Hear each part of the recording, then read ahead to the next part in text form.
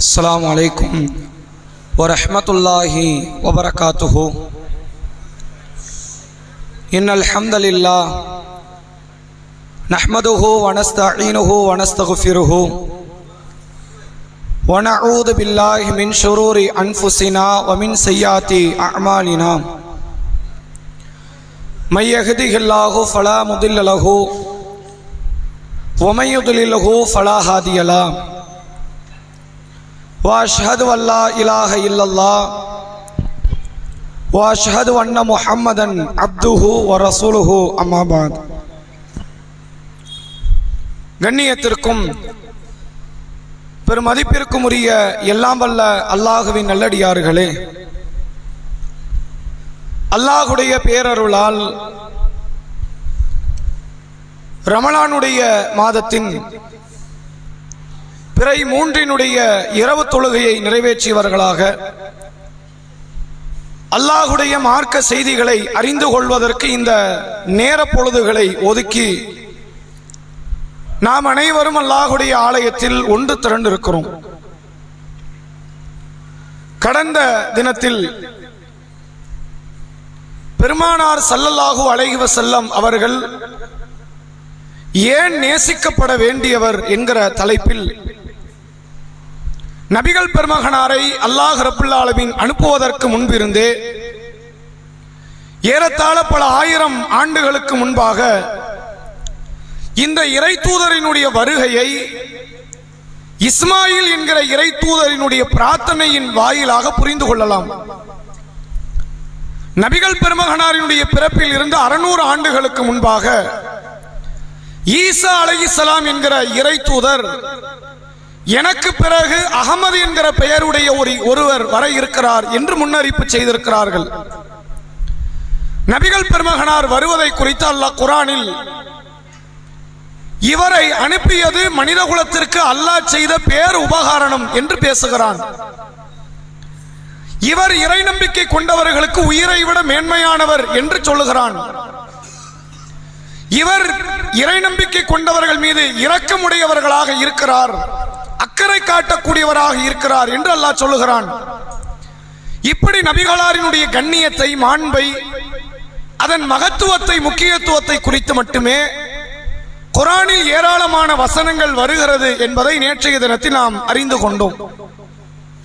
இத்தகைய கண்ணியம் படைத்த அல்லாஹுடைய தூதர் அவர்கள் வாழ்ந்த காலத்தில் பல்லாயிரக்கணக்கான தோழர்கள், தோழியர்கள் இந்த மார்க்கத்திலே தங்களை இணைத்துக் கொண்டு இந்த மாமனிதரை தனக்குரிய ஒரே மானசீக குருவாக, தலைவராக ஏற்றுக்கொண்டார்கள் என்பதை நாம் அறிந்து வைத்திருக்கிறோம்.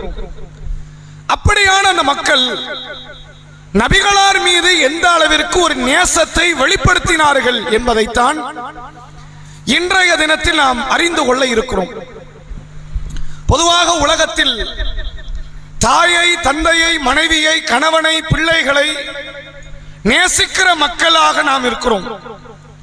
இந்த நேசத்தின் வெளிப்பாடு எந்த அளவிற்கு இருக்கும் என்றால், அவர்களுக்காக பணத்தை இழக்கலாம், சொந்த வீட்டை இழக்கலாம், சொத்து பத்துகளை இழக்கலாம், எல்லாவற்றையும் நாம் கொடுக்கலாம் என்கிற அளவில் நம்முடைய தாயை, தந்தையை, பிள்ளைகளை நாம் நேசித்துக் கொண்டிருக்கிறோம்.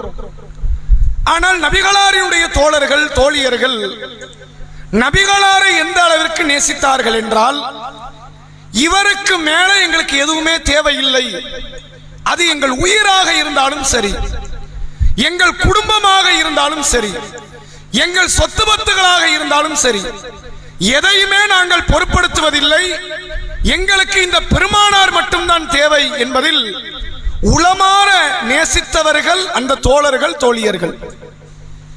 ஒவ்வொரு சான்றுகளாக நாம் பார்க்கலாம். முக்கியமான ஒரு செய்தியை நீங்கள் பாருங்கள். நபிகளாருடைய காலத்தில் முஆது பின் ஜபல் என்கிற ஒரு நபி தோழர், குர்ஆனை நன்கு அறிந்த, கற்றறிந்த தோழர்களில் 4வரில் ஒருவர் இந்த முஆது பின் ஜபல். ரசூலுல்லாஹ் காலத்திலேயே மதீனாவில் இன்னொரு பள்ளிவாசலுக்கு இமாமாக இருந்தவர். நபி வாழும் போது இன்னொரு பள்ளிக்கு இமாமாக செயல்பட்டவர் இந்த முஆது பின் ஜபல். நபிகள் பெருமகனார் யமன் தேசத்துக்கு ஆளுநராக இந்த தோழரைத்தான் நியமனம் செய்கிறார்கள். அப்படிப்பட்ட இந்த தோழர் இவர் ஒரு முறை வெளியூர்களில் பார்த்த ஒரு நிகழ்வை நபிகளார்ட்ட சொல்றாங்க. இந்த செய்தி முஸ்னத் அகமது என்கிற ஹதீஸ் கிரந்தத்தின் 20983வது நபிமொழியாக பதிவு செய்யப்பட்டிருக்கிறது. அவர் சொல்லுகிறார், அல்லாஹ்வுடைய தூதரே, நான் ஒரு நாட்டினுடைய அரசரை பார்த்தேன். அந்த மக்கள் எல்லாம் அந்த அரசனுடைய காலில் விழுந்தார்கள், சுஜூது செய்தார்கள். நான் அப்போது என்ன நினைத்துக் கொண்டேன் தெரியுமா? இந்த உலகத்திலேயே ஒருவர் காலில் விழ தகுதி இருக்கிறது என்றால் பெருமானார் அவர்களே அது நீங்கள் தான் என்று நினைத்துக் கொண்டேன். எனக்கு நீங்க அனுமதி தரீங்களா? உங்க காலில் நான் விழ வேண்டும். ரசூலுல்லாஹ்வின் மீது எவ்வளவு பற்று, பாசம், நேசம் இருந்திருந்தால் இப்படி ஒரு வார்த்தை, இந்த வார்த்தை தவறு, இஸ்லாத்தில் மாபாதக செயலுக்குரிய ஒரு வார்த்தை. திருக்குர்ஆனில் அல்லாஹ் சொல்கிறான், லா தஸ்ஜுது லிஷம்ஸி வலா லில் கமர், சூரியனுக்கோ சந்திரனுக்கோ நீங்கள் சஜிதா செய்யாதீர்கள். வஸ்ஜுது லில்லாஹில்லதி ஹலக்கஹுன்ன இன் குன்தும் ஈயாஹு தஅபுதுன், நீங்கள் இவற்றை படைத்த இறைவனுக்கே சஜிதாவை செய்யுங்கள் என்று அல்லாஹ் சொல்லுகிறான். அல்லாஹ்வை தவிர யாருடைய காலில் விழக்கூடாது, இது மார்க்கம் சொல்லுகிறது. ஆனால் அவர் தன்னுடைய பாசத்தை எப்படி காட்டன்னு தெரியல. அவர் நபிகளாரை பார்த்து சொல்லுகிறார், அல்லாஹ்வுடைய தூதரே, ஒரு நாட்டின் அரசனை சந்தித்தேன். அந்த அரசனுக்கு அந்த மக்கள் எல்லாம் கீழே காலில் விழுந்தார்கள். நான் நினைத்துக் கொண்டேன், உலகத்தில் ஒருவரின் காலில் விழ தகுதி இருக்குமே ஆனால் அது உங்கள் கால்களாகத்தான் இருக்கும். எனக்கு நீங்க அனுமதி தாங்கங்கிறாங்க. ரசூலுல்லாஹ் தடுத்துட்டாங்க. இல்லப்பா, அதெல்லாம் கிடையாது, யாரு காலில் யாரும் விழக்கூடாது.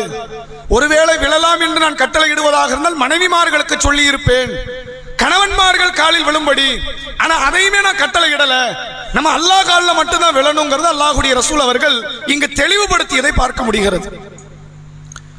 இந்த நபித்தோழர் என்ன வார்த்தை, நபிகள் பெருமகனார் இவரை அழைத்தால் என்ன சொல்லுவாங்க தெரியுமா? பொதுவா ஒரு நபரை கூப்பிடுறோம், இந்த அப்துல்லாவே, அப்துல் காதரே, அப்துல் ரஹ்மானே கூப்பிடுறோம். என்னன்னு சொல்லுங்க, யாரு சொன்னாலும் இந்த வார்த்தை தானே. நபிகள் பெருமகனார் தோழர்களை அழைத்தால் தோழரின் வார்த்தை என்ன தெரியுமா? யா முஆது, முஆதே, யா உபை இப்னு காப், உபை இப்னு காபே என்று அழைத்தால் அவர்கள் சொல்லுவார்களாம், லப்பைக வ சஅதைக, அல்லாஹ்வுடைய தூதரே, நாங்கள் ஆஜராகி விட்டோம், நீ என்னன்னாலும் சொல்லுங்க, அதற்கு கட்டுப்படுகிற கீழ்ப்படுகிற இடத்தில் நாங்கள் இருக்கிறோம் என்று சொல்லுவதை தவிர அவர்களின் பதில் வேறு எதுவாகவும் இருக்காது. இப்படி ஒரு தலைவனை உலகத்தில் மக்கள் நேசிப்பார்களா? ஒரு மனிதர் தன்னை இறைவனின் தூதர் என்று அடையாளப்படுத்துகிறார், ஏராளமான நற்காரியங்களை செய்து கொண்டிருக்கிறார், நற்பண்பு படைத்தவர். ஆனால் நேசத்தை எப்படி அவங்க காட்டுறாங்கன்னு பாருங்க. அதே போன்ற ஒரு சம்பவம், அனஸ் இப்னு மாலிக் ரலியல்லாஹு அவர்கள், நம்ம அனைவருமே கேள்விப்பட்ட நபித்தோழர். நபிகளாருக்கு 10 ஆண்டு காலம் ஹிதமத், ஊழியம் செய்த ஒரு தோழர் இவர். இந்த தோழர் ஒரு செய்தி அறிவிக்கிறார். நபிகள் நாயகம் ஸல்லல்லாஹு அலைஹி வஸல்லம் அவர்கள் காலத்தில் நடந்த ஒரு சம்பவம். சஹீஹ் புகாரியினுடைய 3688வது நபிமொழி. ஒரு நபித்தோழர் வந்து, இந்த தோழர் அறிவிப்பவர், அனஸ் இப்னு மாலிக் அறிவிப்பவர். வேற ஒருத்தர் வரார், ரசூலுல்லாஹ்ட்ட கேள்வி கேட்கிறார். எது பற்றி? மறுமையை பற்றி கேட்கிறார். மத்த ஸஆ, அல்லாஹ்வுடைய தூதரே, மறுமை நாள் எப்ப வரும் அப்படின்னு கேட்கிறார். எல்லாருக்கும் அந்த கியூரியாசிட்டி உண்டு இல்ல, எதிர்பார்ப்பு. எப்பண்டா அந்த மறுமை வரப்போகுது, நாளைக்கு வந்துருமா, அடுத்த வருஷம் வந்துருமா, அந்த எதிர்பார்ப்போட வந்து கேட்கிறாரு, அல்லாஹ்வுடைய தூதரே, மறுமை நாள் எப்போது வரும்? அப்ப ரசூலுல்லாஹ் திருப்பி கேட்கிறாங்க, மா அத்தலஹா, அந்த நாளை எதிர்பார்க்கிறியப்பா, அந்த நாளுக்காக வேண்டி என்ன தயாரித்து வைத்திருக்கிறாய்? ஏதாவது இருக்கணும்ல. ரயில்வே ஸ்டேஷன் போறோம், சென்னைக்கு ட்ரெயின் எப்போ வரும்? சென்னைக்கு வர்றது இருக்கட்டும், சென்னைக்கு போறதுக்கு நீ தயாரா இருக்கிறியா? போறதுக்கான எல்லா வேலையும் நீ செஞ்சிட்டியா? சும்மா வந்து கேட்க கூடாது, தேவையில்லை. இல்ல, ரசூலுல்லாஹ் கேட்கிறாங்க, மறுமை எப்ப வரும்னு கேட்கிறியே, மறுமையை அடைவதற்குரிய நற்பலன்களை, நல்ல பல காரியங்களை நீ செய்து விட்டாயா அப்படின்னு கேட்கிறாங்க.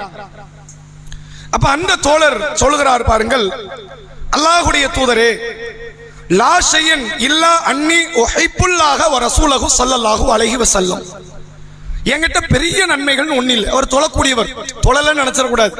பெரிய நன்மை இல்லைன்னா நம்மளை விட மோசம் போல அப்படி நினைச்சிடக்கூடாது. அதெல்லாம் தொழக்கூடியவர், நோன்பு வைக்கக்கூடியவர், அந்த காரியத்தை ப்ராப்பரா செஞ்சுக்கிட்டு இருக்கிறார். இதை தாண்டி அன்று பெருசா ஒண்ணும் இல்லை. நான் சொல்லும்படியாக ஒரு காரியம் என்னிடத்தில் இருக்குமே ஆனால் நான் அல்லாஹ்வை, அல்லாஹ்வுடைய ரசூலை நான் நேசிக்கிறேன். என்ற பெரிய காரியம் என்னது? நான் அல்லாஹ்வை, அல்லாஹ்வுடைய ரசூலை நேசிக்கிறேன் அப்படிங்கிறார். அப்ப அல்லாஹ்வுடைய ரசூல் அவர்கள் சொன்னார்கள், இந்த வார்த்தை தான் அனஸ் இப்னு மாலிக்கு கடுமையான மனமகிழ்ச்சி கொடுத்துருச்சு. நபி அவர்கள் சொல்கிறார்கள், அல் மர்உ மஅ மன் அஹப்பஹு, ஒரு மனிதன் யாரை நேசிக்கிறானோ அவரோடு நாளை மறுமையில் இருப்பான். நீங்க யாரனாலும் நேசிங்க, சினிமா நடிகனை நேசிங்க, அரசியல் தலைவனை நேசிங்க, ஒரு வியாபாரியை, ஒரு பணக்காரனை நீங்க நேசிங்க, அல்லது அல்லாஹ்வுடைய ரசூலை நேசிங்க, யாரனாலும் நேசிங்க. நீங்கள் யாரை நேசித்தீர்களோ அவர்கள் எங்கு இருப்பாரோ மறுமையில் அங்கு நீங்களும் இருப்பீர்கள். சினிமா நடிகனை நேசித்தா அவன் பக்கத்தில் உங்களுக்கு ஒரு இடம் இருக்கு, அரசியல் தலைவனை நேசித்தால் அவன் பக்கத்தில் உங்களுக்கு ஒரு இடம் இருக்கு, பெருமானாரை நேசித்தால் பெருமானாருக்கு பக்கத்தில் உங்களுக்கு ஒரு இடம் இருக்கு. இதை சொன்ன உடனே அனஸ் இப்னு மாலிக் சொல்லுகிறார், என் வாழ்நாளில் இந்த நாளை போன்று மகிழ்ச்சி அடைந்த ஒரு நாளை எனக்கு கிடையாதுங்கிறார். ஏன் அப்படி சொல்றாரு? காரணத்தை அவரே சொல்லுகிறார், நான் அதிகம் நேசிப்பது பெருமானாரை தான், மறுமையில எனக்கு பெருமானாரோடு ஒரு இடம் கிடைக்குன்னு எனக்கு ஒரு நம்பிக்கை இருக்கு, எனக்கு மகிழ்ச்சியான நாள் இந்த நாள் அப்படிங்கிறார். ஒவ்வொரு காரியத்தையுமே நபிகளாரினுடைய நேசத்தோடு உரசி பார்ப்பவர்கள் அந்த தோழர்கள். இன்னொரு சம்பவத்தை பாருங்கள். நபிகளாரினுடைய தோழர்களில் ஒரு தோழர் ரபியா என்று அழைக்கப்படக்கூடியவர், ரபியா பின் காப் அல் அஸ்லமி, ஒரு சிறுவர். நீங்க தோழர் நினைச்சா என்ன பண்ணிடக்கூடாது, 40 வயசு 35 வயது உடையவர் அப்படி இல்லை. இவர் ஒரு சிறுவர், ஒரு போதிய ஒரு போர்க்களத்திற்கு கூட இன்னும் தகுதி பெறாத இடத்தில் உள்ள ஒரு நபர். நபிகளார் சுபுக தொழுகைக்கு எந்திக்கிறாங்க. இயற்கை தேவைக்காக வேண்டி ரசூல்லா போயிட்டு வரும்பொழுது ஒளி செய்வதற்கு தண்ணீரை இந்த தோழர் எடுத்து வச்சிருக்கிறார். ரசூல்லாவுக்கு ஏதாவது நன்மை செய்வோமே அப்படின்னு அவர் என்ன செய்யறாரு, அந்த கல் பாத்திரத்தில் தண்ணீரை ஏற்பாடு செய்து வைத்திருக்கிறார். ரசூல்லா பார்த்தோன்னு ரொம்ப சந்தோஷம், கேட்காம ஒரு உதவி கிடைக்கல. ரசூல்லா சொல்றாங்க, சல் ரபியாவே, ஏதாவது தேவைகள் இருந்தா என்கிட்ட கேளுப்பா, நான் உனக்கு தரேன் அப்படிங்கிறாங்க. ரசூல்லா இப்ப ஆட்சியாளர், எதை கேட்டாலும் கொடுக்கக்கூடிய அளவிற்கு செல்வம் வழிந்து ஓடுகிற ஆட்சி. எதையாவது கேளுப்பா நான் கொடுக்கிறேன் அப்படின்னு அல்லாஹ்வுடைய ரசூல் அவர்கள் சொல்லும் பொழுது இந்த நபி தோழர் சொல்லுகிறார், அஸ்அலுக முராஃபகத்தக ஃபில் ஜன்னா, அல்லாஹ்வுடைய தூதரே சொர்க்கத்தில் உங்களோடு நான் இருக்கணும், நான் என்ன செய்யணும் அதை சொல்லுங்க. நபி அவர்கள் சொல்லுகிறார்கள், அஃபகைர தாலிக், வேற ஏதாவது கேள, இது பயான் சம்பந்தப்பட்டது அதானே, மார்க்கம் சம்பந்தப்பட்டது, இன்னைக்கு இல்லைன்னா நாளை கிடைக்கும், நாளைக்கு ஒரு பயானை சொல்லத்தான் போறேன், நாளைக்கு ஒரு வேற ஏதோ ஒரு பேச்சுல வரத்தான் போகுது, வேற எதையாவது கேளுப்பா. அந்த தோழர் சொல்லுகிறாரு, ஹுவதாக்க, இல்ல அல்லாஹ்வின் தூதரே முதல்ல எனக்கு இதான் முக்கியம், எனக்கு இதை சொல்லுங்க, நான் என்ன செய்தால் உங்களோடு சொர்க்கத்தில் இருக்கலாம். அல்லாஹ்வுடைய ரசூல் சொல்றாங்க, அப்படியா, அதிகமாக சுஜூது செய்வதன் மூலமாக எனக்கு நீ உதவி செய். அப்படின்னு என்ன அர்த்தம்? நிறைய நஃபீலான தொழுகைகளை ஈடுபடுங்கள், நீங்கள் பெருமானாரோடு சொர்க்கத்தில் இருக்கலாம் என்பதை நபி அவர்கள் அங்கு ஒரு பாடமாக நடத்துகிறார்கள். ஒரு கோல்டன் ஆப்பர்ச்சுனிட்டிம்பாங்கல்ல, பொன்னான வாய்ப்பு இந்த தோழருக்கு கிடைச்சிருக்கு. நினைச்சிருந்தா தன்னுடைய செல்வ பலத்தை வலுப்படுத்தி இருக்க முடியும். ஆனால் இவர் கேட்கிறார், அல்லாஹ்வுடைய தூதரே சொர்க்கத்தை உங்க கூட இருக்கணும். ரசூல்லா விவரம் தெரியாம கேட்கிறாரு, சரி வேற ஏதாவது கேப் அப்படின்னு ரசூல்லாவே எடுத்து கொடுக்கிறாங்க, வேற எதையாவது கேளு, அந்த வேலையே கிடையாது, உங்க கூட சொர்க்கத்தில் இருக்கணும், என்ன செய்யணும்? எல்லா தோழர்கள் தோழியர்களுடைய பரிதவிப்பு இதுதான், பெருமானாரோடு சொர்க்கத்தில் இருக்கலாமா, கிடைக்குமா அந்த வாய்ப்பு, பெருமானார் எவ்வளவு முக்கியமானவர் என்று. பெருமானார் கூட பிறந்தவர் இல்ல அனஸ், இந்த ரபியா இப்னு அஸ்லமி என்று அழைக்கப்படுகிற இந்த தோழர், அல்லது உபை இப்னு காப், அல்லது முஆத் பின் ஜபல், அல்லது அடுத்தடுத்து நான் சொல்லக்கூடிய தோழர்கள் யாரும் நபிகளார் உடன் பிறந்தவர்கள் இல்லை, நபிகளாரின் பிள்ளைகள் இல்லை, நபிகளாரின் பெற்றோர்கள் இல்லை. நபி ஒரு குடும்பம், இவர்கள் வேறு ஒரு குடும்பம். இன்னும் சொல்ல போனால் சில தோழர்கள் எல்லாம் நபியினுடைய சொந்த தேசமே கிடையாது. பிலாலுக்கு மக்காவா சொந்த தேசம், சல்மான் பின் ஃபாரிஸுக்கு மக்காவா சொந்த தேசம், அல்லது அன்சாரி தோழர்களுக்கு மக்காவா சொந்த தேசம். தன்னுடைய தேசம் இல்லை, தன்னுடைய குடும்பம் இல்லை, தன்னுடைய குல கோத்திரம் இல்லை. ஆனால் இந்த தோழரை, இந்த தூதரை எவ்வளவு பெரிய அளவில் தன் உள்ளத்திலே மதிப்புமிக்க இடத்தில் வைத்திருந்தார்கள் இந்த தோழர்கள் என்று பாருங்கள். இன்னொரு சம்பவம், அபூ ஹுரைரா, நம்ம கேள்விப்பட்டிருக்கிற ஒரு நபி தோழர், அதிகமான நபிமொழிகளை அறிவித்த கல்வியில் சிறந்த நபி தோழர் என்று சொல்வதாக இருந்தால் இவருடைய பெயருக்கு ஒரு முக்கிய இடம் உண்டு. இந்த தோழருக்கு தாயார் ஹயாத்தா இருக்கிறாங்க, அவங்க வாப்பா மௌத்து, அம்மா ஹயாத்தா இருக்கிறாங்க. இவர் ஆரம்பத்தில் இஸ்லாத்தை ஏற்றுக்கொள்கிறார். உம்மா வரலங்கிறத தாண்டி எதிர்ப்பு. எப்படியான எதிர்ப்பு? சில தோழர்களுக்கெல்லாம் அடி உதைகள், அப்படி எதிர்ப்பு இவருக்கு இல்லை. அடிக்கிறது பிடிக்க, நம்ம பிள்ளை போட்டு எதுக்கு அடிக்கணும், நம்ம பிள்ளை பாதை தப்பா போயிடுச்சு, அடிச்சா சரி வருமா, அப்படி ஒரு மனநிலை அந்த அம்மாக்கு. ஆனா அவங்க என்ன செய்வாங்கன்னு கேட்டா, பெருமானாரை திட்டிக் கொண்டே இருப்பாங்க. இந்த மனுஷனால தான் என் பிள்ளை இப்படி போயிட்டான், அப்படி போயிட்டான், இப்படி ஏதாவது ஒரு வார்த்தை. ஒரு முறை அல்லாஹ்வுடைய ரசூலை இந்த அபூ ஹுரைரா அழுது கொண்டே வந்து சந்திக்கிறார். அழுதுகிட்டே வர, அல்லாஹ்வுடைய தூதரே, எப்போதும் என் தாய்க்கு இஸ்லாத்தினுடைய சில போதனைகளை, நற்கருத்துக்களை நான் எடுத்து வைப்பது உண்டு. அப்படி இன்னைக்கும் நான் செய்தேன். என் தாய் கடுமையான சொற்களில் உங்களை திட்டிவிட்டார். கேட்கவே முடியல, மனசெல்லாம் வலிக்குது. அந்த வார்த்தை துடிதுடித்து போய் அழுது கொண்டே, பதில் கொடுக்க முடியல. எங்க ஏன் கொடுக்க முடியல? இந்த இடத்துல வேறு நபராக இருந்தால் அங்க நடக்கிற கதையே வேற. பெத்தம்மா என்ன செய்வதென்று அறியாமல் அழுது கொண்டு கண்ணீர் வடித்த நிலையில் பெருமானார் ஸல்லல்லாஹு அலைஹி வஸல்லம் அவர்களை சந்தித்து, அல்லாஹ்வுடைய தூதரே, என் தாய் உங்களை வசைபாடி கொண்டிருக்கிறார், நான் இஸ்லாத்தை எடுத்து சொன்னதனால் எங்க உம்மாவுக்காண்டி துஆ செய்யுங்க. இவ்வளவு பெரிய நேசத்தை உள்ளத்தில் அவர்கள் வைத்திருந்தால் அழுக வருமாங்க. யோசிச்சு பாருங்க. நம்ம குடும்பம் கிடையாது முகமது நபி, நம்ம ஊரு கிடையாது, அவர் ஏதோ ஒரு குடும்பம். உம்மா திட்டுறாங்க, திட்டிட்டு போட்டு உடலை பார்த்தீங்களா? அதுக்கு என்ன மாதிரி ஒரு எதிர்வினை ஆற்றல் அவருக்கு தெரியல. அம்மா கிட்ட அழுகையை தவிர இவருக்கு வேறு வழி இல்லை. தன் நேசத்தை அவர்கள் எப்படியெல்லாம் கொண்டு வந்து உணர்த்துகிறார்கள் என்று பாருங்கள். நபிகளாருடைய காலத்தில் பத்ர் யுத்தம் என்ற ஒரு யுத்தம் நடந்தது. ஆரம்ப முதன்மையான யுத்தம் இதே ரமலானுடைய மாதம்.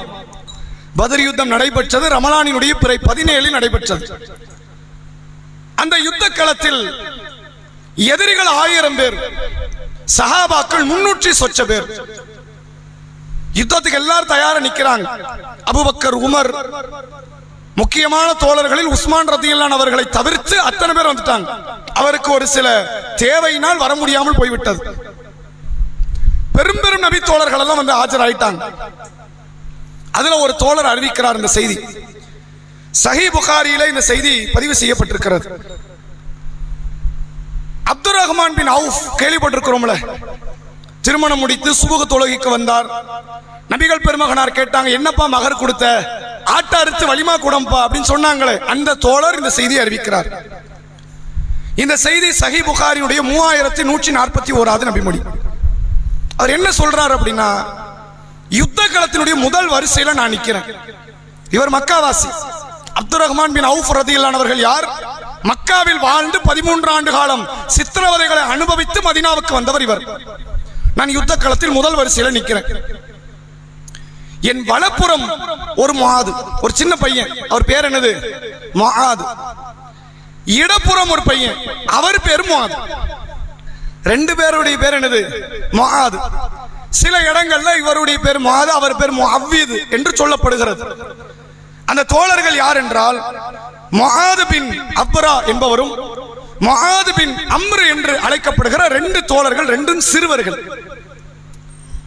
நம்முடைய பார்வையில் அவங்க சிறுவர்கள், ஒரு எலிஜிபிளான ஆட்கள்லாம் கிடையாது. ரசூலுல்லாஹ் இந்த தோழர்களை யுத்தம் என்று தெரிந்திருந்தா விட்டுட்டு வந்திருப்பாங்க, நீ வரக்கூடாதுன்னு விரட்டி விட்டுருப்பாங்க. பத்ர் யுத்தம் ஒரு திட்டமே இடல, இது ஒரு யுத்தமாக நடக்கும்னே ரசூலுல்லாஹ் பிளான் பண்ணல. அல்லாஹ் அது யுத்தமா ஆக்கிட்டான். இந்த 2 தோழர்கள் ஒரு தோழர் கேட்கிறார் பாருங்கள், அப்துர் ரஹ்மான் பின் அவுஃப். இந்த 2 பேரும் மதீனாவாசி, மதீனால பிறந்தவங்க இந்த பசங்க. அப்துர் ரஹ்மான் பின் அவுஃப் மக்கால இருந்து இஸ்லாத்தை ஏற்று மதீனாவுக்கு வந்தவர். ஒருவர் கேட்கிறார், யா அம்மி, என் சிறிய தந்தையே. இவருக்கு ஒரு சின்ன பழம் கிடையாது, அந்த பேச்சு வழக்குல சொல்றாங்க, என் சிறிய தந்தையே, ஹல் தாரிஃபு அபா ஜஹல், இந்த கூட்டத்தில் அபூ ஜஹல்னு ஒருத்தன் இருக்கிறானாமே, உங்களுக்கு தெரியுமான்னு கேட்கிறாங்க. மதீனாவாசிகள் அபூ ஜஹலை பார்த்தது இல்லையே. மக்கால உள்ளவங்களுக்கு தான் அபூ ஜஹல் தெரியும், மதீனாவாசிகளுக்கு தெரியாது. அதுல ஒரு பையன் கேட்கிறாரு, என் சிறிய தந்தையே, இந்த கூட்டத்தில் அபூ ஜஹல்னு ஒருத்தன் இருக்கிறானாமே, உங்களுக்கு தெரியுமா? நீங்க பார்த்திருக்கிறீங்களா அவனை அப்படின்னு கேட்கிறாங்க. அப்ப திருப்பி இவர் கேட்கிறார், நாம் மா ஹாஜத்துக்கு இலைஹி, அவனை கேட்கிறியப்பா, அவனை பத்தி உனக்கு என்ன தகவல், உனக்கு என்ன வேணும் அப்படின்னு கேட்கிறான். நியாயமான கேள்வி தானே. ஒரு யுத்தத்துக்கு வந்திருக்கிறோம், எதிரிகளோடு சண்டையிட இருக்கிறோம். அவனுடைய நோக்கம் இஸ்லாத்தை அழிக்கணும், நம்முடைய நோக்கம் நாம இஸ்லாத்தை கடைபிடிக்கணும். அதுக்காண்டி யுத்தத்துக்கு வந்திருக்கிறோம். நீ எதிரியே கேட்கல, பொதுவா அபூஜகல் ஒருத்தனை கேட்கிறியே. அபூஜகல் அங்க முக்கியமான, நான் அவன் மட்டும் இல்ல, அபு லஹபு, உத்துபா, ஷைபா, உமையா, இதுல வராமல் தவறி போன அபு சுஃபியான், எல்லாரும் அங்க முக்கியமான ஆட்கள். நீ அபூஜகலை மட்டும் கேட்க என்ன காரணம் அப்படின்னு கேட்கிறாங்க. வந்த 300 பேருக்கும் மோட்டிவ் வேற. இந்த யுத்த களத்தில் கலந்து கொள்ள வேண்டும், எதிரிகளோடு யுத்தம் செய்ய வேண்டும். இந்த 2 சஹாபாக்களுக்கான நோக்கமே வேற. என்ன நோக்கம் தெரியுமா? அதை ஒருவர் தெளிவுபடுத்துகிறார் பாருங்கள். அக்பிரத்து அன்னஹு யஸுப்பு ரசூலுல்லாஹி ஸல்லல்லாஹு அலைஹி வஸல்லம். எனக்கு ஒரு தகவல் வந்தது. உக்பிரத்து, எனக்கு ஒரு தகவல் வந்தது. இந்த அபூஜகல் என்பவன் பெருமானாரை திட்டினான் என்று எனக்கு ஒரு தகவல் வந்தது. அது உண்மை என்றால், வல்லதி நஃப்ஸி பியதிஹி, என் உயிர் எவனுடைய கையில் இருக்கிறதோ அவன் மீது சத்தியமிட்டு சொல்கிறேன், லஇன் ரஅய்துஹு, நான் ஒருவேளை அந்த அபூஜகலை பார்த்தால், லயுஃபாரிகு சவாதி சவாதா, என் உடம்பும் அவன் உடம்பும் பிரியாது. ஒன்னு அவன் உயிரோடு இருக்கணும், அல்லது நான் உயிரோடு இருக்கணும். இன்னைக்கு அவனா நானா பார்த்துருவோங்கிறார். பக்கத்தில் உள்ளவர் இன்னொரு மாது, அந்த பையன் கூப்பிடுறார், என் சிறிய தந்தையே, அவனுக்கு தெரியாம எனக்கு முதல்ல சொல்லுங்க, நான் தான் அவன் கதையை முடிக்கணும். எப்படி அவன் பெருமானாரை திட்டலாம்? உனக்கு கொள்கை மேல 1000 விமர்சனம், நீ கொள்கை ஏத்துக்காம போ. என் தூதரை திட்ட உனக்கு என்ன அதிகாரம்? நீ எப்படி திட்டலாம்? சிறுவர்களுக்கு ஏற்பட்ட உணர்ச்சியை பாருங்க. அப்துல் ரஹ்மான் பின் அவுஃப் நினைக்கிறார், கொஞ்சம் உணர்ச்சி வசப்படுறாங்க, பெரிய அளவுல இவங்கள்ட்ட ஒரு தாக்கம்லாம் இருக்காது. அந்த கூட்டத்தில் ஒருத்தர் நிக்கிறான் பாரு, அவன் தான் அபூஜகல் அப்படின்னு கையை காட்டிய உடனே 2 தோழர்கள் பறந்துடுறாங்க. வேக வேகமாக ஓட்டம். அபூஜகலை யார் முதலில் வெட்டுவது, அவனை கொலை செய்வது யார்? 2 தோழர்களுக்கு மத்தியில் ஒரு போட்டி, ஒரு பொறாமை. அபூஜகலினுடைய கதையை முடித்து விட்டுத்தான் யுத்த களத்தை விட்டு அவர்கள் திரும்பினார்கள். இது யுத்த களம். யுத்த களத்தில் எதிரிகளோடு யுத்தம் செய்வது என்பது ஒரு புறம். இஸ்லாம் ஒருபோதும் வன்முறையை தூண்டல. நபிகளாரை வேறு சில நேரங்களில் வேறு சில மக்கள் எல்லாம் விமர்சனம் செய்தார்கள். மற்ற சஹாபாக்கள் பொங்கி எழுந்தார்கள். ரசூலை அடக்கிட்டாங்க, அமைதியா இருங்க, முட்டா போய் ஏதாவது பேசிட்டு போவோம், நம்ம பதிலுக்கு பதில் பேசிக்கிட்டு இருந்தா சரி வருமா? அப்படி ஒரு சம்பவம் நடந்தது. நபிகள் பெருமகனார் தன் மனைவி ஆயிஷாவோடு நிற்கும் பொழுது 2 யூதம் போறான் நபியை கடந்து. போகும்போது சொல்கிறான், அஸ்ஸலாமு அலைக்கும் யா அபுல் காசிம். சாமு அப்படின்னா மவுத்துன்னு அர்த்தம். அஸ்ஸலாமு வரும்ல, லாம தூக்கிட்டீங்க நீங்க, லாம் அலிஃப தூக்கிட்டா மவுத்துன்னு அர்த்தம். அஸ்ஸலாமு அலைக்கும், இவன் இந்த வார்த்தையில விளையாடுற ஷைத்தான். அங்க வாழ்ந்த மதீனாவில் உள்ள சில முக்கிய யூதர்கள் இருக்கிறார்களே, வார்த்தையில் விளையாடுவார்கள். அப்படி வார்த்தையில விளையாடுகிறார்கள். அஸ்ஸாமு, உங்களுக்கு சாவு ஏற்படட்டும். ரசூலுல்லாஹ் காதுல விழுந்தது. நபி ரியாக்ட் பண்ணவே இல்லை, எந்த விதமான எதிர்வினை ஆற்றல. ஆயிஷா நாயகி காதுல விழுந்துச்சு. என் கணவர்ங்கிறது ஒரு பக்கம் இருக்கட்டும், பெருமானார திட்டத்துக்கு நீ யாரு? வஅலைக்கும் ஸலாமு வ லஅனத்துல்லாஹி அலைக்க, நீ அழிந்து நாசமா போ, அல்லாஹ் உன்னை அழிக்கட்டும். எப்படி நீ பெருமானார திட்டலாம்? கட்டுமையா கோபம். நபிகள் பெருமகனார் சொன்னார்கள், ஆயிஷாவை நீ நிதானத்தை கடைபிடி, உணர்ச்சி வசப்பட வேண்டாம். அல்லாஹ்வுடைய தூதர் என்ன சொன்னான்னு உங்களுக்கு தெரியுமா? ரசூலுல்லாஹ் திருப்பி கேட்கிறாங்க, நான் என்ன சொன்னேன்னு உனக்கு தெரியுமா? வஅலைக்கும், உனக்கும் ஏற்படட்டும். எல்லாருங்க சாகத்தானே போறோம், யார் உயிரோடு இருக்க போறா? அவன் என் விஷயத்தில் கேட்கிற துவாவை அல்ல ஏற்க மாட்டான், நான் அவன் விஷயத்தில் கேட்கிற துவாவை அல்ல ஏற்பான். நீ ஏன் உணர்ச்சி வசப்படுற? நபிகள் பெருமகனார் அங்கு அமைதிப்படுத்தினார்கள் என்பதை பார்க்க முடிகிறது. இந்த தோழர்கள் நபிகளார் மீது கொண்டிருந்த ஒரு கொள்ள பிரியம், அந்த பிரியத்தினுடைய வெளிப்பாடு சில நேரங்களில் இவர்களை வழிகட்ட திசையை நோக்கி கூட அழைத்து செல்ல இருந்தது. அல்லாஹ் தன் வேதத்தை கொண்டு அந்த மக்கள் அழைச்சு கொண்டு வந்துட்டான். உஹது யுத்தம் நடைபெறுகிறது. அந்த யுத்த களத்தில் நபிகள் பெருமகனார் சொன்ன ஒரு வார்த்தை, வில்லம்பை ஏறக்கூடிய வீரர்கள் கடைபிடிக்காமல் போன காரணத்தினால் இவங்க எதிர்பார்த்த மாதிரி ரிசல்ட் இல்லை. 70 சஹாபி இங்க மௌத். அப்ப நபி தோழர்கள்லாம் சில பேர் வெருண்டோட ஆரம்பிக்கிறாங்க. நபிகள் பெருமகனார் களத்தில் தனியாக நிற்கிறார்கள். நபிகளாரோடு அப்போது களத்தில் நின்றது 9 சஹாபி. எத்தனை பேரு? வெறும் 9 பேர். 1000 சஹாபியில 9 பேர் தான் நபி கூட நிக்கிறாங்க. 7 அன்சாரிகள், 2 முஹாஜிர்கள்.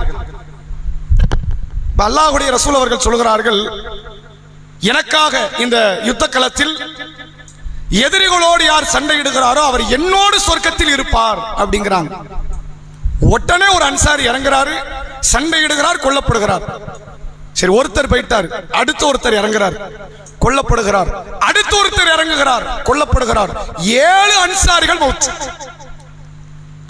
இந்த தருணத்தில் தான் நபிகளாரினுடைய கடவாய் பற்கள் உடைக்கப்பட்டு தலைக்கவசம் தலையில் வைத்து நொறுக்கப்பட்டு நபிகளாரினுடைய முகத்தில் இரத்த சாயம் பூசப்பட்ட நிகழ்வு இந்த நேரம்.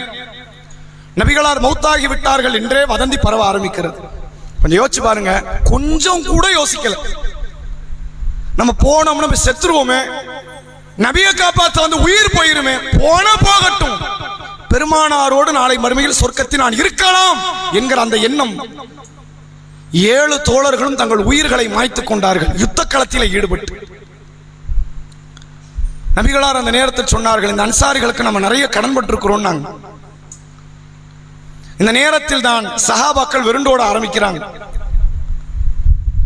அப்போது அல்லாஹ் ஒரு வசனத்தை அருளுகிறான். நபிகளார் இறந்து விட்டார் என்ற வதந்தி பரவியவுடன் சூரா ஆல் இம்ரானிலே வரக்கூடிய வசனம், வமா முஹம்மதுன் இல்லா ரசூல், முஹம்மது ஒரு தூதர் தான். அது கலத்து மின் கபலிகர் ரசூல், இவருக்கு முன்னால் பல தூதர்கள் வந்தார்கள், போய்விட்டார்கள். அஃபையும் மாத்த அவ் குத்தில, இவர் மௌத்தாகலாம், கொல்லப்படலாம். இன் கலபத்துமல் ஆகாவிக்கும், வந்த வழியாக இந்த மார்க்கத்தை விட்டு நீங்கள் திரும்பி விடுவீர்களா? அப்படி நீங்கள் திரும்பினால் அல்லாஹ்வுக்கு எந்த நஷ்டமும் கிடையாதுன்னு அல்லாஹ் வசனத்தை அருளியவுடன் தான் போன தோழர்கள் திரும்பி வராங்க. ரசூலுல்லாஹ்வே மௌத்தாயிட்டாங்கன்னு உடனே அவங்களால தாங்க முடியல. இனி இந்த யுத்த காலத்தை எப்படி வழிநடத்தி கொண்டு போய் அதை வெற்றியினுடைய பாதையில கொண்டு வந்து நிறுத்த தெரியல.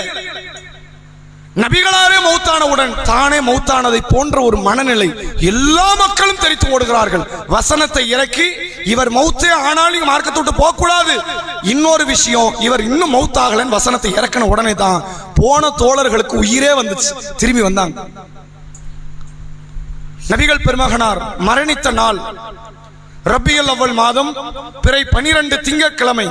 பெருமானார் ஸல்லல்லாஹு அலைஹி வஸல்லம் ஆயிஷா அம்மையாரினுடைய நெஞ்சில் தலை வைத்த நிலையில் உயிர் பிரிகிறது. ஆயிஷா அம்மையார் வெளி உலகத்துக்கு சொல்கிறார்கள், பெருமானார் மௌத்தாயிட்டாங்க அப்படின்னு. பல மக்கள் வந்து பார்க்க வராங்க. அந்த நேரத்தில் இதை ஏத்துக்கவே முடியல அவங்களால. கொஞ்சம் யோசிச்சு பாருங்க, நபிகளார் ஒருவேளை இப்ப நம்ம கூட இருந்திருந்தா நம்ம எந்த ஒரு சீரழிவுக்காவது நம்ம ஆளா இருப்போமா? ஒரு காலம் கிடையாது. பெருமானார் கூட நிக்கிறதுங்கிறது ஒரு மலை அளவுக்கு உண்டான ஒரு தைரியத்தை நமக்கு அது தரும். பெருமானார் இல்லாமலேயே நம்மளை கண்டு அவன் பயந்துகிட்டு இருக்கிறான். இஸ்லாத்தையும் அழிக்க முடியல, இஸ்லாமியர்களையும் கொல்ல முடியல. அவன் முழி புதிங்க போய் மண்டையை சொரிஞ்சுக்கிட்டு இருக்கிறான். பெருமானார் இங்க இருந்து அங்க நடக்கிற நிகழ்வு வேற. நம்மை ஒரு பெரும் கூட்டமாக இருக்கிற இந்த கூட்டமைப்பை ஒரு கொடையின் கீழ், ஒரு கொள்கையின் கீழ் அல்லாஹ்வுடைய ரசூல் அவர்கள் வழி நடத்தி இருப்பார்கள். இல்லைங்கிறது ஒரு நஷ்டம் தான் நமக்கு. நம்ம நபிகளாரை பார்க்கவே இல்லை. நபிகளாரை தொட்டு பார்த்து பேசி சிரித்து சலாம் சொல்லி நபிகளாரோட ஜமாத் தொழுகை ஒண்ணு நடக்கல.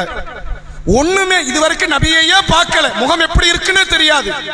அப்படிப்பட்ட நபிகளார் நம்மோடு இல்லைங்கிறது இப்பமே ஒரு வழி இருக்குன்னா, வாழ்ந்து கொண்டு இருந்தவங்க மௌத்தாயிட்டாங்க. எவ்வளவு பெரிய வழி அந்த தோழர்களுக்கு தோழியர்களுக்கு இருந்திருக்கும் தெரியுமா? உமர் ரலியல்லாஹு அவர்களுடைய உள்ளம் அதை ஏற்க மறுக்குது. இல்ல, ரசூலுல்லாஹ் மௌத் ஆகல, யாராவது நபி அவர்கள் மரணித்தார்கள் என்று சொன்னால் இப்போது நபிகளார் வருவார்கள், எழுந்து வருவார்கள், நம்பிக்கை இருக்கு. வந்தாங்கன்னா, வந்தால் உங்களுடைய கைகளை கால்களை வெட்டி எரிந்து விடுவேன் என்கிறார். அந்த சமூகமே ஏறத்தாழ 2 கூற பிரிய ஆரம்பிக்குது. மௌத் ஆயிட்டாங்கன்னு ஒரு குரூப், மௌத் ஆகல, எல்லாருக்கும் ஆகலைன்னா ரொம்ப சந்தோஷம் தான். ஆனா ஜனாசா வச்சுட்டு ஆகலன்னு சொல்றது அது ஒரு அறிவார்ந்த காரியமா அப்படின்னு ஒரு குரூப் இருக்கிறாங்க. அபூபக்கர் ரலியல்லாஹு அவர்கள் உள்ளே நுழைகிறார்கள் வீட்டுக்குள். நபிகளாரினுடைய முகத்தின் மீது போர்த்தப்பட்டிருக்கிற துணியை விலக்கி நெத்தியிலே ஒரு முத்தமிட்டு விட்டு சொன்னார்கள், திபுத்த ஹய்யன் வ மையத்தன் யா ரசூலல்லாஹ், உயிரோடு இருக்கும் போதும் நறுமணம் கமழ்ந்தீர்கள் நபி அவர்களே, இப்போது நீங்கள் மௌத்தாகி விட்டீர்கள், இப்போதும் நீங்கள் நறுமணம் கமழுகிறீர்கள். அபூபக்கர் ரதியல்லானவர்கள் வீட்டை விட்டு வெளியேறுகிறார்கள். உமர் ரதியல்லானவர்களை பார்த்து அவர் பேசுவதை மக்கள் கேட்டுக்கொண்டிருக்கும் போது அபூபக்கர் ரதியல்லானவர்கள் அல்லாஹ்வை புகழ்ந்து பேச ஆரம்பித்த உடனே கூட்டம் அப்படி இங்க வந்துருச்சு. உமர் பேசிக் கொண்டிருந்தார், அப்படியே வந்துட்டாங்க. அபூபக்கர் ரதியல்லானவர்கள் ஒரு 2 கருத்தை சொன்னார்கள், 2 விஷயம். மன்கான யாபுது முஹம்மதன், மக்களே உங்களில் யாராவது முஹம்மதை வணங்கி கொண்டு இருந்தால் தெரிந்து கொள்ளுங்கள், ஃபஇன்ன முஹம்மதன் கத் மாத், முஹம்மது மௌத்தாகி விட்டார். இருக்கிறது ஜனாசா, மையம் அது.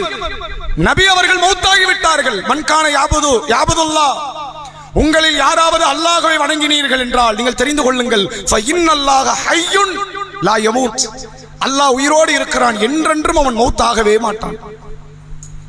இதை சொல்லிவிட்டு சூரா சுமரிலே வருகிற வசனம், இன்னக்க மையத்துன் வ இன்னஹும் மையத்துன், நபியே நீங்களும் மௌத்தாக கூடியவர் தான், அவர்களும் மௌத்தாக இருக்கிறார்கள். இந்த வசனத்தையும் உஹது யுத்தத்திலே அருளப்பட்ட ஒமா முஹம்மதுன் இல்லா ரசூல் என்கிற வசனத்தையும் ஓதி காட்டிய உடன் தான் அந்த தோழர்கள் உணர்ந்து கொள்கிறார்கள், ஆமா ரசூலுல்லாஹ் மௌத்தாயிட்டாங்க. உமர் ரதியல்லானவர்கள் பிற்காலத்தில் அறிவிக்கிறார்கள், என் உடம்பை என் கால் தாங்கலங்கிறார். அந்த சம்பவத்தை கேட்டுட்டு இவ்வளவு பெருங்கொண்ட சொர்க்கவாசிகள் வாழுகிற ஒரு சபை, முக்கியமான பல நபி தோழர்கள், நபி தோழியர்கள், நபிகளாரினுடைய மனைவிமார்கள், மார்க்க ரீதியாக வழிகாட்டக்கூடிய இடத்தில் உள்ள ஒரு சபை, பெருமானார் மௌத்த அவங்களால பொறுத்துக்கவே முடியல, அதை ஜீரணிக்க முடியல. அவ்வளவு கடுமையான ஒரு மன வலிக்கு, வேதனைக்கு அவர்கள் ஆளாகிறார்கள். இந்த வழி வெறும் தோழர்களாக இருந்தவர்களுக்கு எப்படி இருக்குன்னா, குடும்பத்தில் உள்ளவர்களுக்கு எப்படி இருந்திருக்கும் தெரியுமா? நபிகளாரினுடைய மகள் ஃபாத்திமா ரதியல்லாஹு அன்ஹா ரசூலுல்லாஹ் மௌத்தாவதற்கு ஒரு சில நாட்களுக்கு முன்னால் வராங்க. ஆயிஷா நாயகி இந்த செய்தி அறிவிக்கிறாங்க, நான் ஃபாத்திமாவின் வருகை நடந்து வர்றதை பார்த்தேன், அச்சு அசல் ரசூலுல்லாஹ்வின் நடையது. ரசூலுல்லாஹ் எப்படி அப்படியே நடந்து வராங்க. ரசூலுல்லாஹ்வுக்கு அருகிலே உட்காருகிறார்கள். நபி ஒரு ரகசியத்தை சொன்னார்கள், ஃபாத்திமா அழுதார்கள். இன்னொரு ரகசியம் சொன்னார்கள், ஃபாத்திமா சிரித்தார்கள். ரசூலுல்லாஹ் சில நாட்கள மௌத்தாயிட்டாங்க. பிறகு அந்த ரகசியத்தை பலமுறை ஆயிஷா நாயகி கேட்கிறாங்க, ஃபாத்திமா நாயகி சொல்லவே இல்லை. திடீர்னு ஒரு நாள் நிறுத்தி நீங்க சொல்லியே ஆகணும்னு கேட்கும் போது ஃபாத்திமா நாயகி அந்த 2 ரகசியத்தை சொல்லுகிறார்கள். என் தந்தை என்னிடத்தில் சொன்னது என்ன தெரியுமா? முதல் செய்தி, அம்மா நான் மௌத்தாக போறேன். யாரு? நபி அவர்கள் தன்னுடைய மரணத்தை சொல்றாங்க, நான் மௌத்தாக போறேமா, ஏன்னா இத கடைசி பிள்ளை. இப்ப ஹயாத்தா இருக்கிற ஒரே பிள்ளை ஃபாத்திமா மட்டும்தான். ஜைனபு, ருக்கையா, உம்மு குல்சும் மௌத்தாயிட்டாங்க. ஆம்பளை பிள்ளையில இல்ல, இருந்த பிள்ளைகள் மௌத்தாச்சு. நபி அவர்களின் குடும்பம்னு சொல்றதுக்கு இப்ப இருக்கிற ஒரே ஜீவன் யாருதான்? ஃபாத்திமா மட்டும்தான். மற்றவங்க மனைவிமார்கள் இருக்கிறாங்க, அவங்க குடும்பம் தான். இந்த வாரிசு அடிப்படையில் என்று எடுத்துக்கொண்டால் ஃபாத்திமாவை தவிர அங்க குடும்பமே கிடையாது. ஃபாத்திமாட்ட சொல்றாங்க, இம்மா நான் மௌத்தாக போறேன். அவங்களுக்கு தாங்கவே முடியல பொண்ணுக்கு. அடுத்த என்ன ரகசியம் தெரியுமா? என் மௌத்தை தொடர்ந்து அடுத்து நீ வர போறேன்னு. கடுமையான சந்தோஷம். சொன்ன மாதிரியே ரசூலுல்லாஹ்வின் வஃபாத்துக்கு பிறகு 6 மாசத்துல ஃபாத்திமா அம்மையார் மௌத்தாயிட்டாங்க. அந்த தோழர்கள், தோழியர்கள், உண்மையில் நாம நேசம்னு சொல்றோம்ல, ரசூலுல்லாஹ்வின் பேரை சொன்னால் உடனே ஸலவாத்தை மொழிவதும், நபி அவர்களை யாரோ ஒருவர் விமர்சனம் செய்து விட்டார் என்றால் ஒரு கோபம் வருவதும், அப்படியானவர்கள் அவங்க இல்ல. கோபம் வந்தது என்பது ஒரு புறம், நபியை அவர்கள் உண்மையிலே கல்புல வச்சு தாங்கினாங்க. அந்த பெருமானாரோட சொர்க்கத்தில் இருக்க நமக்கு ஒரு ஆசை இருக்குல்ல, சொர்க்கம் தான் நமக்கு முதல் ஆசை. ஆனால் அவர்களுக்கு சொர்க்கம் என்பதே பெருமானார் தான்ங்கிற அளவுக்கு ஒரு ஆசை. அந்த பெருமானாரை விட்டு கொடுத்து விடவே கூடாது எந்த நேரத்திலும். இறுதியாக ஒரே ஒரு செய்தியை சொல்லி உரையினுடைய இறுதிக்கு நான் வருகிறேன். திருமறை குர்ஆனில் ஒரு வசனத்தை அல்லாஹ் அருளுகிறான், சூரா அல் அஹ்ஸாப். இந்த வசனம் அருளப்படுவதற்கான காரணம், ரசூலுல்லாஹ்க்கும் அவங்க மனைவிமார்களுக்கு மத்தியில் ஒரு சின்ன பிணக்கு ஏற்படுது. பொருளாதாரத்தை வச்சு ரசூலுல்லாஹ் பொருளாதாரம் தரல, அதான் உண்மை. இருந்தா தானே கொடுக்கறதுக்கு இல்லையே.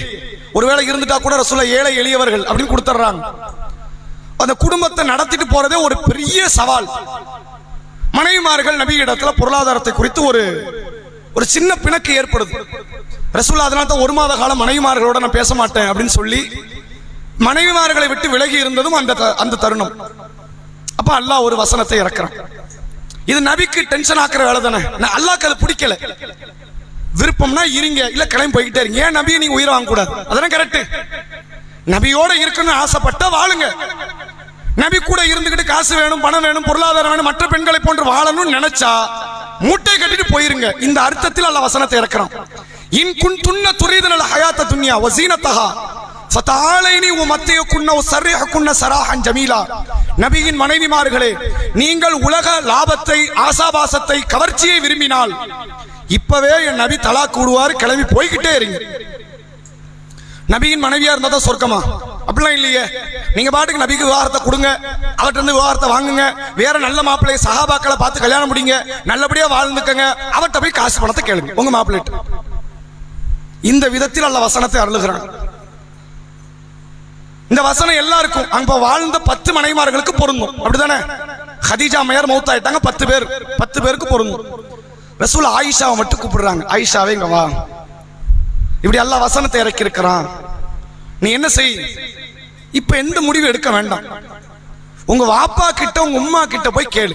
அபூபக்கர் ரதியல்லாஹு அவர்கள்ட்டையும் உன் தாயார் உம்மு ரூமான் ரதியல்லாஹு அன்ஹாவிடத்திலும் சென்று கேளு, நான் நபியோடு இந்த திருமண பந்தத்தை தொடரவா வேண்டாமா? ஏன்?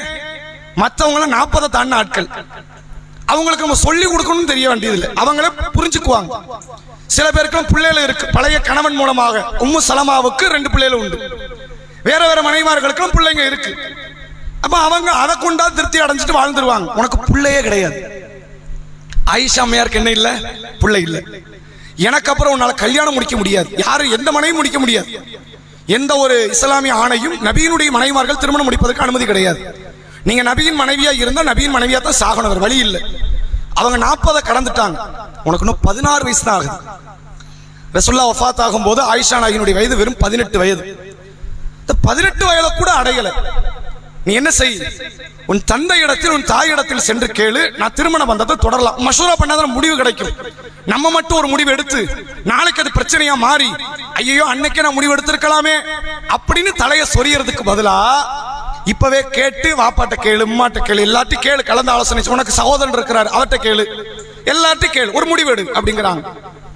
ஆயிஷா ரதியல்லாஹு அன்ஹா சொல்றாங்க, அல்லாஹ்வுடைய தூதர் இந்த பொருளாதாரத்துக்கு சண்டை வந்தது அதெல்லாம் ஒரு பக்கம் இருக்கட்டும், அது யதார்த்தம் வந்தது.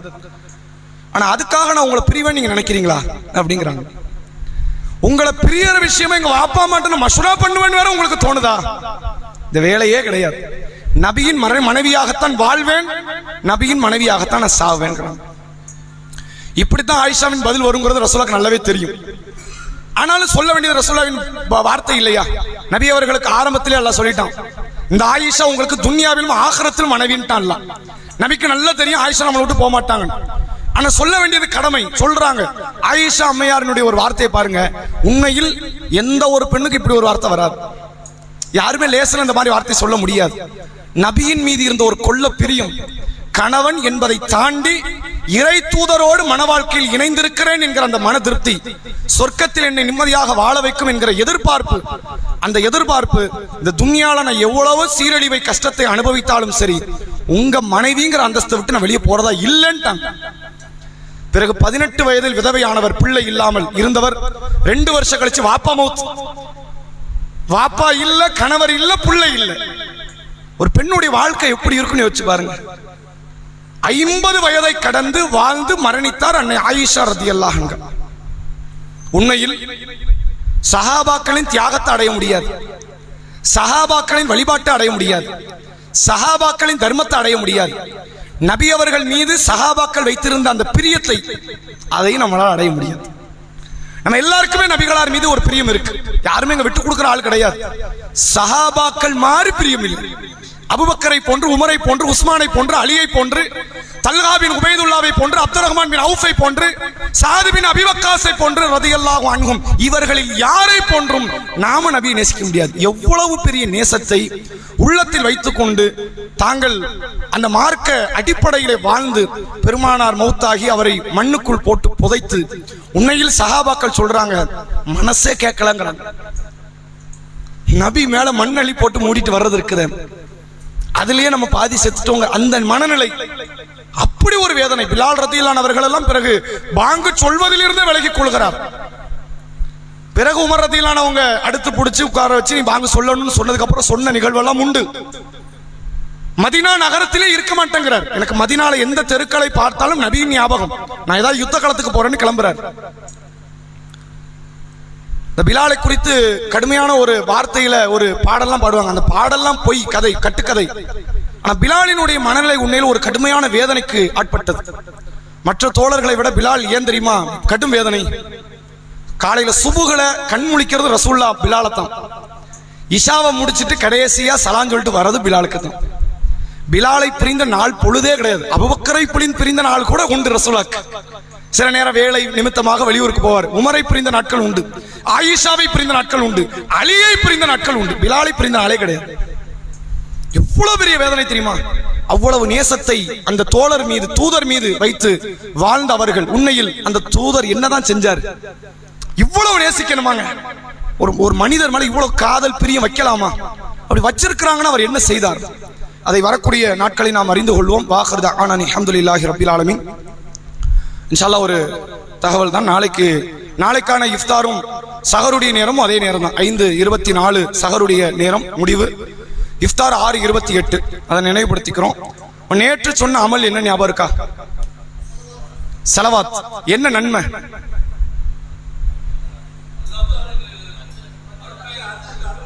பத்து முறை அல்லாஹ் அருள் புரிகிறான். ஒரு முறை ஸலவாத்து சொன்னால் அல்லாஹ் 10 முறை அருள் புரிகிறான். ஜும்மா தினத்தில் அதிகமாக நீங்கள் ஸலவாத்து சொல்லி இருப்பீர்கள் என்று நாம் நினைக்கிறோம். அதை இன்னும் அதிகமாக சொல்வதற்கு முயற்சி செய்யுங்கள். இப்போ இன்னைக்கு நாம தெரிந்து கொள்ள வேண்டிய ஒரு பாடம், சஹீஹ் புகாரினுடைய 6வது பாகம் இறுதி நபிமொழியாக பதிவு செய்யப்பட்டிருக்கிறது. ரசூலுல்லாஹ் சொல்றாங்க, கலிமத்தானி 2 வார்த்தை இருக்கிறது. ஹபீபத்தானி இல ரஹ்மான், ரஹ்மானுக்கு மிக பிரியத்திற்குரிய வார்த்தை அது. ஹஃபீஃபத்தானி இலல் லிசான், நாக்குக்கு ரொம்ப லேசான வார்த்தை அது. ஸகீலத்தானி ஃபில் மீசான், மீசான் தராசில் மிக எடை மிகுந்த வார்த்தை அது. என்ன வார்த்தை? சுபஹானல்லாஹி வ பிஹம்திஹி சுபஹானல்லாஹில் அலீம். இதுக்கு என்ன அர்த்தம் அப்படின்னா, அல்லாஹ் தூயவன், அவனை போற்றுகிறேன். முதல் வார்த்தை சுபஹானல்லாஹி வ பிஹம்திஹி. சுபஹானல்லாஹில் அலீம் என்றால் மகத்துவமான அல்லாஹ் தூயவன். இந்த வார்த்தை பொதுவா அல்லாஹ்வுடைய தூய்மையை பற்றி பேசுகிற வார்த்தை தான். ரெண்டும் ரொம்ப கன்ஃபியூஸ் ஆக வேண்டிய அர்த்தம்லாம் இல்லை. அல்லாஹ்வின் பரிசுத்தத்தை, அவன் யாருக்கும் இணை இல்லை, நிகர் இல்லை, அழிவில்லை, அதை பற்றி, அந்த தூய்மையை பற்றி பேசுகிற வார்த்தை இது. இந்த 2 வார்த்தை ரஹ்மானுக்கு ரொம்ப பிடிச்ச வார்த்தை. இந்த 2 வார்த்தை நாக்குக்கு ரொம்ப லேசான வார்த்தை. இந்த 2 வார்த்தை மீசான் தராசில் எடை மிகுந்த வார்த்தை. ஒரு முறை சொன்னாலும் அதனுடைய கணம், பரிணாமம் மிக பெருசா இருக்கும் அப்படின்னு அல்லாஹ்வுடைய ரசூல் அவங்க சொல்றாங்க. நமக்கு தெரிந்த நபிமொழி தான், தெரிந்த காரியம் தான். ரமலான நினைவுபடுத்தணும்ல. மற்ற காலங்களில் நீங்கள் 1000 லட்சம் சொல்லி இருக்கலாம், இன்னமும் சொல்லுங்க. ரமலானில் இன்னும் கூடுதலாக சொல்வதற்கான முயற்சிகளில் ஈடுபடுங்கள். இந்த வார்த்தைகளில் அதிகமான ஒரு கவனத்தை எடுத்துக்கொள்ளுங்கள். வாஹிர் தஅவானா அல்ஹம்துலில்லாஹி ரப்பில் ஆலமீன்.